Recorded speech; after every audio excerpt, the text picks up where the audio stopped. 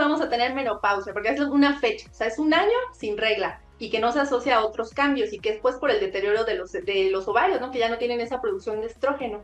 En la mastografía, porque acuérdense que en México, de 9 mujeres, una va a tener cáncer de mama y no se puede prevenir. O sea, es algo que es un riesgo genético, que tiene que ver tu alimentación, ciertos factores, obviamente que es una suma de factores. Sí está muy indicada la terapia hormonal, sobre todo cuando tienes los sofocos, los bochornos, todo esto porque no hay una regulación cerebral de la temperatura.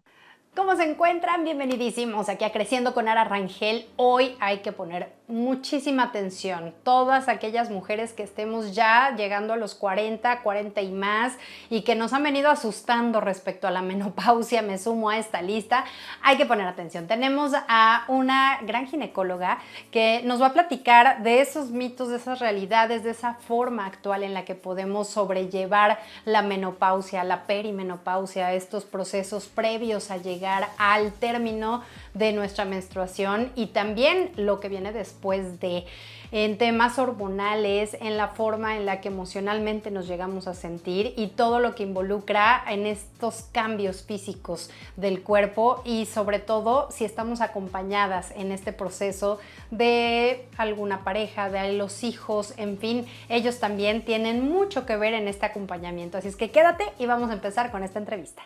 Hoy en Creciendo tenemos como invitada a la doctora Susana Jiménez, ginecóloga especialista, quien nos acompañará para conversar sobre un tema fundamental en la vida de muchas mujeres, la menopausia. Y pues sí, hay que aprender muchísimo respecto a la menopausia porque traemos mitos, traemos realidades, traemos una cosa brutal en la mente que luego no sabemos si es cierto o no, qué tanto ha cambiado en estos tiempos. Mi querida Susi, gracias por aceptar la invitación aquí al programa. ¿Cómo estás? Qué gustazo, mi querida Ana. Muy bien, muchísimas gracias por la invitación. Muy emocionada, muy contenta de poder compartir este tema con ustedes. Sí, oye, tengo un temor, soy tu paciente de inicio para que la gente sepa, hay confianza. ¿Sí? Entonces, sabes Sí, perfecto que yo llegué con el miedo de ya estoy por llegar a la menopausia. Se me hace que es menopausia anticipada. Yo creía que y mil cosas que traemos en mente por N cantidad de situaciones que nos han pasado de generación en generación, creyendo que esa es la verdad. exacto. Sobre todo todo ese contexto, ¿no? Social y cómo ha cambiado, cómo todo ha ido revolucionando, cómo nos pintaban la imagen, ¿no? De una paciente en menopausia o tan solo el término de decir menopausia, pues es como que ya se acabó, como que ya estamos envejeciendo, ya no tenemos oportunidad de nada y al contrario, o sea, la verdad es que actualmente las mujeres en menopausia o en transición a la menopausia son las más fuertes, las más poderosas, o sea, todas las que han logrado, las que están en el top, ¿no? De todo actualmente. Exactamente, Susi. Quítanos todas estas vendas de los ojos, por favor. Y parte del público ha hecho algunas de las preguntas que me sumo en varias de ellas para poder tener mayor conocimiento. Si te parece, perdón, empezamos con ellas. Me encanta, claro que sí. Va que va, dice por aquí, Ilse Ramírez pregunta. ¿Existen alternativas naturales o cambios en el estilo de vida que ayuden a no tener menopausia? Eso. Fíjense que aquí, aquí la menopausia, bueno, es muy importante como definirlo, ¿no? Tener un contexto. Entonces, menopausia como tal es una fecha. Fíjense que menopausia es cuando decimos 12 meses que pasaron ya desde nuestro último periodo menstrual. Y no hay manera de detenerlo. O sea, la verdad es que todas las mujeres ya nacemos con una cierta cantidad de óvulos o de ovocitos que vamos a estar menstruando cada mes. Y pues conforme va nuestra vida avanzando, pues todo esto se va deteriorando en cierta forma. Entonces, realmente nuestros ovocitos se terminan. O sea, las mujeres tenemos como 400 veces que nuestra menstruación pues se va a llevar a cabo. Algunas un poquito más, unas un poquito menos, todo dependiendo mucho sobre todo de nuestra familia, o sea, de la herencia genética que traemos también. Y eso sería menopausia, o sea, esa fecha. Pero el climaterio, Perdón que te interrumpa. En sí, la menopausia entonces no hay manera de no tenerla. Todas la vamos a tener.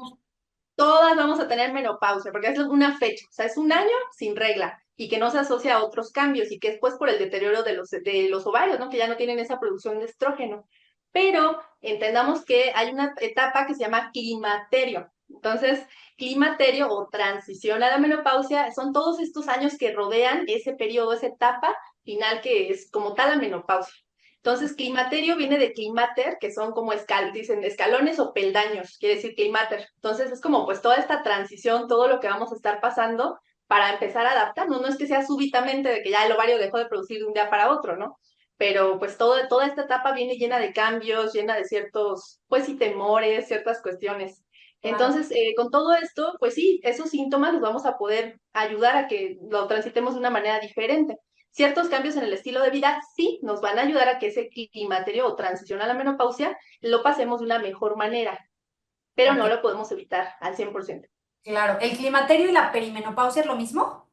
Sí, sí, sí. Climaterio o perimenopausia o transición a la menopausia. Se refiere como los 5 primeros años antes de que ya lleguemos a como tal a la menopausia, que en la mujer mexicana promedio andamos como en los 48, 49 años, que es el punto corte, así donde dice ya, un año que ya no me baja, es ya el punto corte.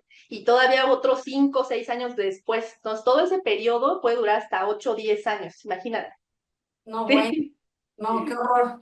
Qué horror o no, depende, ya tú nos sacarás de más Ahorita dudas. vamos a ver. Exacto. Sigue Marcia Islas, ella está preguntando, ¿Qué mitos o estigmas crees que todavía existen sobre esta etapa?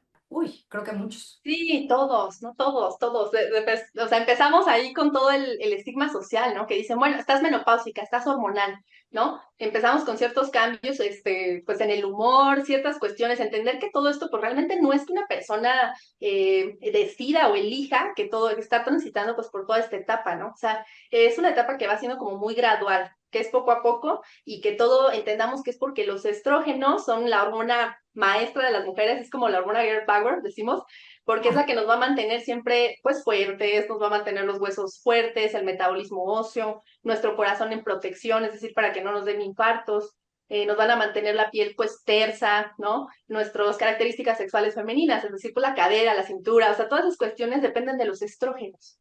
También la humectación vaginal, también a nivel cerebral, ¿eh? O sea, la concentración, el hecho de que seamos así muy inteligentes, muy esa capacidad de mujeres, ¿no? Que dices, puedes estar en 1000 cosas a la vez, viene de los estrógenos. Entonces, imagínate que de una etapa a otra, pues los estrógenos empiezan a caer, pues empezamos a sentirnos como que ya no somos nosotras, ¿no? Realmente muchas pacientes llegan y dicen, es que pues, me estoy volviendo, ¿verdad? Ya loca, o sea, ya no sé qué pasa porque se me olvidan las cosas, igual es un proceso antiinflamatorio en las articulaciones, me duelen los huesos, no duermo bien, ¿no? El insomnio, ya no quieres tener relaciones, obviamente porque pues estás con resequedad, con ciertos como pues alteraciones ahí a nivel vaginal. Entonces, pues todo viene un vínculo, obviamente, con todos estos síntomas encima, que se han descrito como más de 130 síntomas asociados.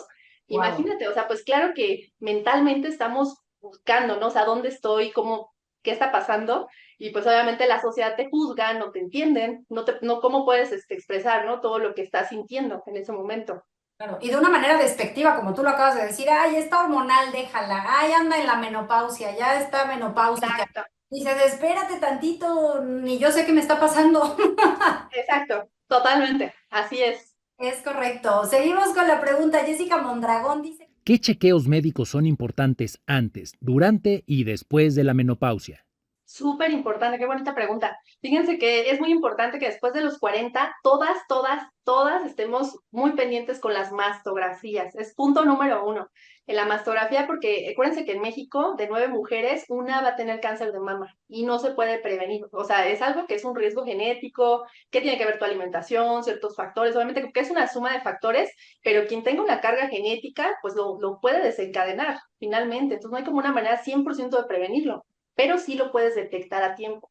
Entonces la mastografía es básica, de verdad cada año estar muy pendientes porque si se detecta a tiempo tiene una tasa de curación de más del 99%. Entonces es lo que, así, mastografía toda.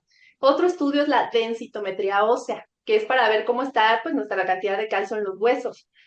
Todo esto, por lo que ya dijimos, ¿no? De que el estrógeno como empieza a disminuir, pues obviamente ya el recambio óseo va a ser diferente. Entonces tenemos una mayor tendencia a desarrollar osteoporosis. Y si no nos damos cuenta, no tenemos ese estudio, es como un escáner que nos dice qué cantidad de calcio tienen nuestros huesos, no podemos saber si requerimos alguna terapia que nos pueda ayudar a mantenerlos más fuertes. Y de esta manera, pues prevenir fracturas, ¿no? De pronto, nada más se tropiezan y ya, fracturas, cirugía, hospitalización, todo eso se puede prevenir.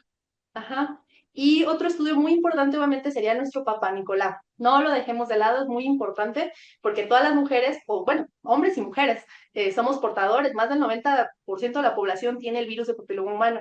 Pero en ciertas fases, cuando bajan las defensas, y sobre todo ahorita, imagínate, en la menopausia, toda esta serie de cambios, sin dormir, sin comer bien, ciertos factores, desencadenan o hacen que sea más fácil que se presenten lesiones precancerosas, ajá, de virus de papiloma humano, cáncer cervicouterino. Entonces es súper importante. Y el cuarto estudio y último serían laboratorios pues, de sangre, obviamente, bioquímicos, valorar cómo están nuestros niveles hormonales de vitamina D, nuestro perfil hormonal, ciertos factores, nuestro nivel metabólico, ¿no? La insulina, la glucosa, eso es muy importante. Exacto. Dentro de todo esto que estás mencionando, que fueron 4 estudios en este sentido para poder estar en orden en cuanto a salud como mujeres, ¿el ultrasonido vaginal o el ultrasonido mamario son complemento o esos en qué momento se utilizan? Porque también he escuchado que es el Papa Nicolau, pero hay ultrasonido de no sé qué caramba. O hay mastografía, pero también hay ultrasonido. ¿Cuándo sí ocupar el ultrasonido? El ultrasonido también es muy importante, perdón, ahí me faltó, fíjate, muy bien que lo remarcaras. El ultrasonido vaginal es muy importante porque hay que estar vigilando los ovarios. No tenemos de pronto ahí la cultura y, por ejemplo, el cáncer de ovario no da síntomas de nada. Entonces, cada año, pero en general, ahí todas las mujeres, desde que tenemos ya vida sexual y todo, debemos empezar a hacer parte de nuestros chequeos ginecológicos. Entonces, ultrasonido también es súper importante que cada año acudamos a valoración para ver cómo está nuestro útero. También, de pronto, algunas mujeres en transición a la menopausia son más susceptibles de desarrollar miomatosis. Los miomas, los quistes, ciertos factores, y no los vamos a detectar si no hacemos el ultrasonido. El ultrasonido mamario realmente está indicado de pronto cuando tenemos todavía mamas muy jóvenes. A veces dicen, bueno, tienes 40, hazte la mastografía, pero al final la mastografía tal vez sale todavía, digamos, no valorable, porque las mujeres que tenemos todavía 40, 41, 42, las mamas están todavía con mucha grasita y no tienen ciertas calcificaciones, ciertas características que sean visibles o valorables en la mastografía. Entonces es donde dices, bueno, complementalo o pide primero un ultramamario y valoramos. Pero depende mucho de los factores y cómo veamos la situación, el panorama en general. Ok, que bueno, cabe mencionar que a mí me encantó que me explicaras en mi ultrasonido la parte donde estaba que el óvulo y que llegó y que, bueno, de verdad que esa clase yo me quedé fascinada de cómo me hiciste entender cómo es que funciono por dentro y creo que muchas mujeres nos hace falta ese conocimiento para entendernos y sobre todo pues saber que es parte ya de nosotras, las hormonas, y no hay manera de dejarlas a un lado y mucho menos de ponerles ese estigma de que es algo malo y que cada mes que nos toca que nos baje es un martirio para nosotras y para los de al lado. Exacto, sí, sí, muy importante. Entender eso, ¿no? Que la menstruación pues es todo un proceso y que indica salud también, en cierta parte, cuando llegas por algo, ¿no? Claro. Seguimos con las preguntas, Susi. Mónica Pineda pregunta, si mi mamá tuvo una etapa muy complicada durante su menopausia, ¿quiere decir que yo también la tendré?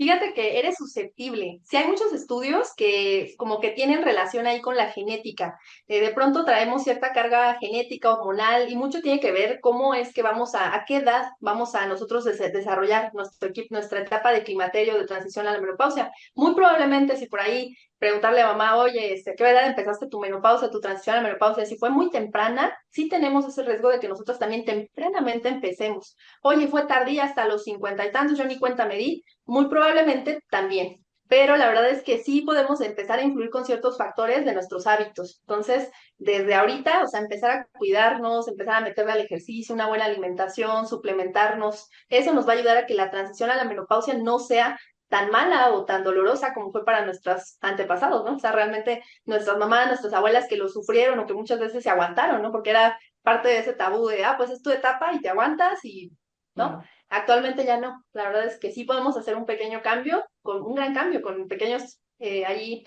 modificaciones de nuestro estilo de vida. Me encanta. Oye, una duda que la hice en consulta contigo y que creo que es importante sacarla a relucir porque tenemos muchas personas la idea de que si empecé a arreglar mi primera menstruación fue muy jovencita, muy niña, entonces quiere decir que voy a tener mi menopausia súper joven. ¿Tiene relación esto, el tiempo en el que yo empecé a menstruar con el tiempo en el que voy a terminar? Falso.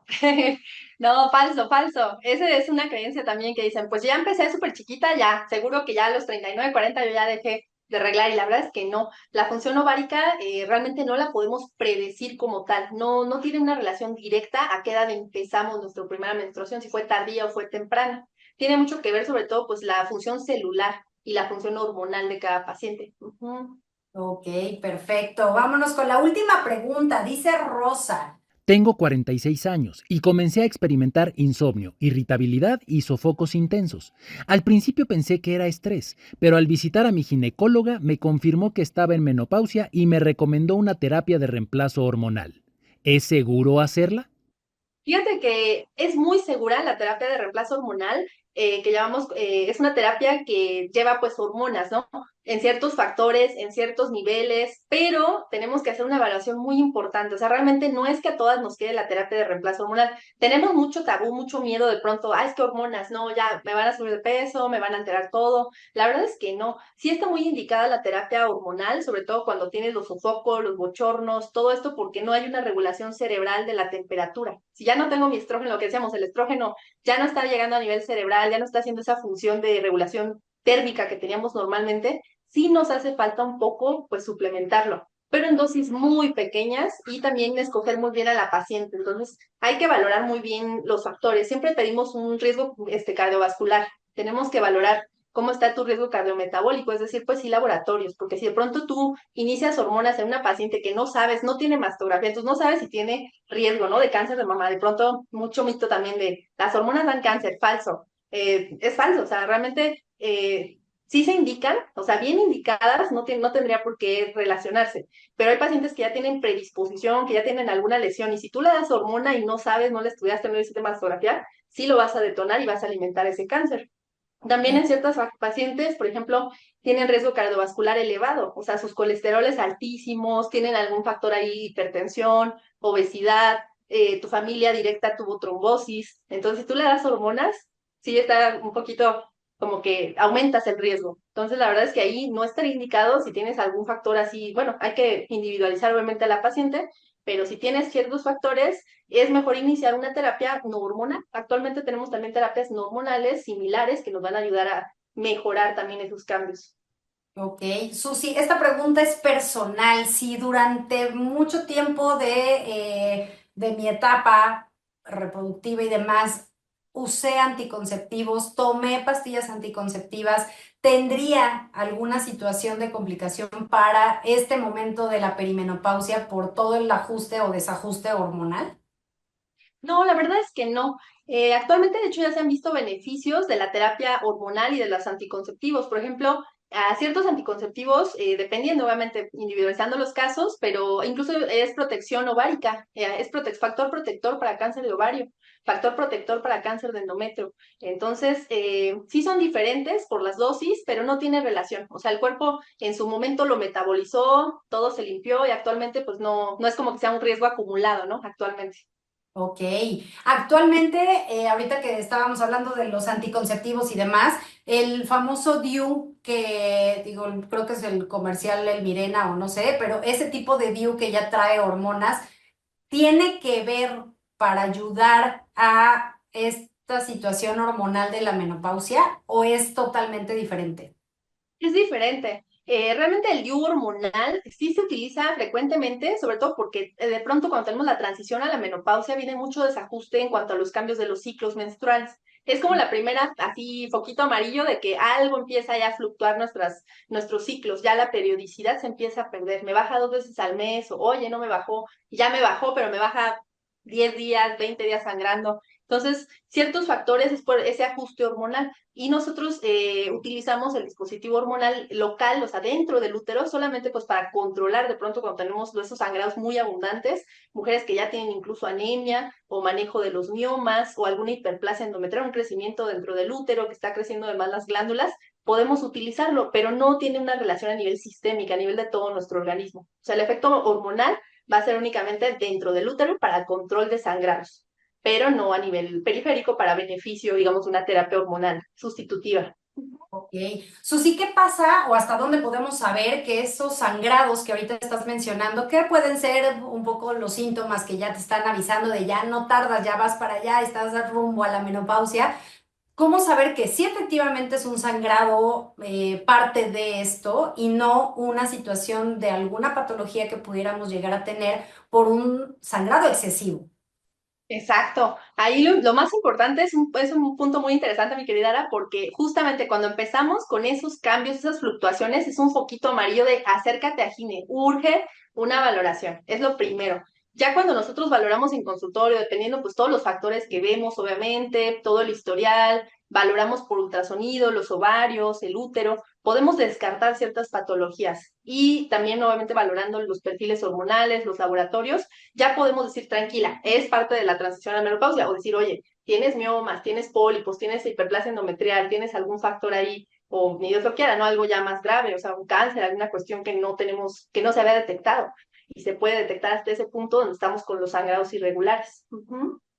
Hay mujeres que he escuchado de la tercera edad que dicen, ya, yo ya pasé por la menopausia, ya terminé desde hace cuándo, y de repente empiezan con pequeños sangrados. ¿Esto es por alguna situación fuera de o es algo esperado? Hay que tener mucho cuidado. Ese es súper punto porque de verdad es un foco rojo.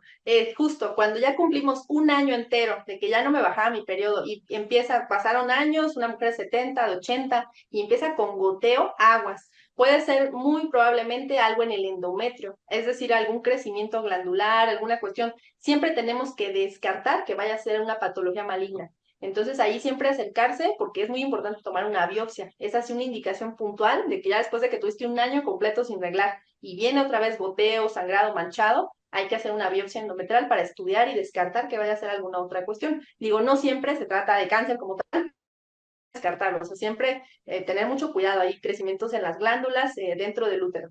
Uh-huh. Exacto. ¿En qué momento, ya como última pregunta, Susi, en qué momento habría que considerar el quitar la matriz, que también se escucha? También, fíjate que las indicaciones como tal para histerectomía, pues en general son cuando tenemos una hemorragia uterina normal, pero durísima, o sea que ya no tuvo un control, a pesar de que ya intentamos a lo mejor el dispositivo, a pesar de todo esto sigue, persiste y está afectando la calidad de vida de la persona, es decir, esta mujer ya está con sangrados muy abundantes que ya ponen en riesgo su vida porque la llevan a una anemia. Entonces, una anemia muy severa, a veces llegan ya con una hemoglobina de 7, de 6, donde debe de ser una hemoglobina mayor a 12. Ya en 7, 6 tienes que internarlas, hospitalizarlas, hacerles transfusión de sangre. Entonces es muy delicado. La verdad es que en esos casos se indica una histerectomía. También de pronto cuando hay pues procesos malignos, como pues un precáncer, algún dato ahí de cervicouterino, algún dato de crecimiento de una hiperplasia compleja con la tipia, o sea, dentro del útero un crecimiento ahí anormal. También de pronto cuando los miomas son muy grandes, entonces un útero muy voluminoso de 30 centímetros, de 20 centímetros, sí estaría totalmente indicado una cirugía, pero tampoco tomarlo a la ligera, porque obviamente es una cirugía mayor. Entonces, a veces llegan muchas chicas, ah, no, ya, opérame, más fácil. Pero no, la verdad es que tener mucho cuidado porque sí tiene sus indicaciones puntuales. Los síntomas, no, no, no es eso, así de fácil no es la situación. Susi hermosa, cuéntame dónde te podemos encontrar para que se pueda llevar a cabo este seguimiento ginecológico. Claro, estamos en Gine Querétaro, doctora Susana Jiménez, en todas las redes sociales y tenemos nuestro consultorio en Torre Médica Santiago, en el módulo D, consultorio 41. Todo esto aquí en Querétaro, aquí en México, pues para quienes nos estén viendo en algún Sí, otro lado, en la ciudad de Querétaro, aquí en México. Y mil gracias, mi querida Susi. ¿Tienes alguna frase con la que quieras concluir? sí, mira, un pensamiento muy pequeño por acá. Les voy a recomendar igual por allá. Hay unos libros muy buenos, también muy recomendables. Vamos a ver, les voy a leer una frase que leí muy bonita. Un libro que se llama Las diosas nunca envejecen, de Christian Northrop. Es buenísimo para que lo busquen. Perfecto. Este es muy importante para la transición a la menopausia. Ella escribe muy bonito. Entonces, con base a eso, hice como una recopilación y me gustó mucho que la menopausia no es una enfermedad, es una transformación de esas que nos toca transitar en la vida a las mujeres. Es la mejor etapa para retomar el rumbo de nuestro cuidado propio. Es una gran oportunidad para reinventarnos y plantear nuevos objetivos en nuestra vida, pero ahora más sabia, más fuerte y con más experiencias vividas. Me encanta, Susi. Muchísimas gracias, de verdad. Ya está apareciendo en pantalla todos tus contactos para que puedan estar ahí las interesadas en acudir contigo. Y de todo corazón te agradezco esta entrevista. Muchísimas gracias. Ay, muchas gracias, qué gustazo, muchas gracias. A ti, Susi, mil gracias. Nosotros aquí en Creciendo continuamos con más. Bueno, creo que muchas ya respiramos y ya nos dimos cuenta de que en realidad no puede ser así de terrible como nos lo habían platicado. Hay muchas alternativas actualmente para poder sentir lo menos posible la menopausia y al contrario disfrutarla, verla como algo que es una nueva etapa de nuestra vida.